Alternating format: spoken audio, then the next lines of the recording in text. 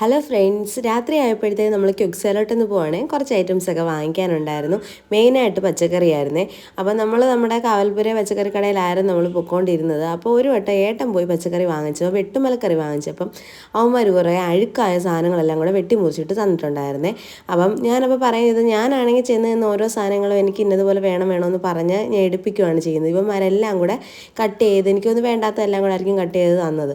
അപ്പം ഞാനാണെങ്കിൽ കഴിഞ്ഞ ദിവസം ചെന്നപ്പോൾ ഞാൻ പറഞ്ഞു, നമ്മൾ പൈസ കൊടുത്ത് വാങ്ങിക്കുന്ന സാധനം കഴിക്കാനുള്ളതാണ്, അല്ലാതെ നിങ്ങൾക്ക് തോന്നിയതുപോലെ വെട്ടിയിട്ട് തരാനുള്ളതല്ലെന്ന് പറഞ്ഞപ്പോൾ അവർ ഒരു തരത്തെ അവർ സമ്മതിക്കുന്നില്ല. അവരഴുക്കായ സാധനങ്ങൾ തരത്തില്ല, അവർ ഇതുപോലുള്ളതായി വെട്ടി തരത്തുള്ളൂ, നിങ്ങൾ തലേന്ന് വാങ്ങിച്ച് പിറ്റേന്നായിരിക്കും എടുത്തത് എന്നൊക്കെയാണ് പറയുന്നത്. ഏട്ടൻ രാവിലെ വാങ്ങിച്ചുകൊണ്ട് വന്ന് അന്ന് തന്നെ ഞങ്ങൾക്ക് അവിയൽ വെക്കാൻ വേണ്ടിയിട്ടായിരുന്നു. അതിൻ്റെ അതിൽ പകുതി സാധനങ്ങളും അഴുക്കായതുകൊണ്ട് നമ്മൾ ഉപയോഗിച്ചില്ല.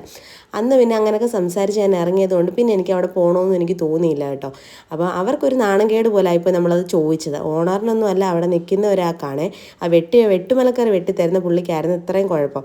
അതുകൊണ്ട് പിന്നെ ഞാൻ അങ്ങോട്ട് പോയില്ല. നമ്മൾ നേരെ ക്യുക്സയിലോട്ടാണ് വന്നത്. അവിടെ വന്ന് ഞാൻ കുറേ ഐറ്റംസൊക്കെ നോക്കി.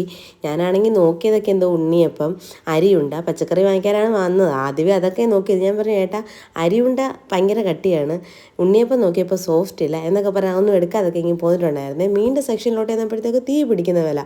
ഇതെന്തൊരു വിലയാണ്, ചാളയ്ക്കൊക്കെ 370 രൂപ കിലോ. അങ്ങനെ ഞാനാണെങ്കിൽ മീനൊന്നും വാങ്ങിച്ചില്ല. ഞാൻ പിന്നെ പച്ചക്കറികളൊക്കെ വേണ്ടുന്നതെല്ലാം എടുത്തിട്ട് പിന്നെ കുറച്ച് സ്നാക്സ് ഐറ്റംസ് ഒക്കെ എടുക്കുവാണേ.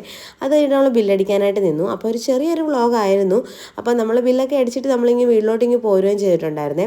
അപ്പോൾ ശ്രീമോനാണെങ്കിൽ അവിടെ ബില്ലടിക്കാൻ നിൽക്കുന്നിടത്ത് പൂര ബഹളമായിരുന്നു. മിൽക്കി ബാർ വേണമെന്നും പറഞ്ഞ് അങ്ങനെ മിൽക്കി ബാറൊക്കെ അവൻ എടുത്ത് കൊടുക്കുകയും ചെയ്തിട്ടുണ്ടായിരുന്നു. നമ്മൾ സ്കൂട്ടറിലാണ് പോയത്. അധികം സാധനങ്ങളൊന്നും വാങ്ങിച്ചില്ല. ഏട്ടൻ കാവൽപ്പുര പോവാണെന്നും പറഞ്ഞുകൊണ്ടാണ് ഇറങ്ങിയത്. അങ്ങനെ നമ്മൾ നേരെ വീട്ടിലോട്ടിങ്ങ് വന്നു.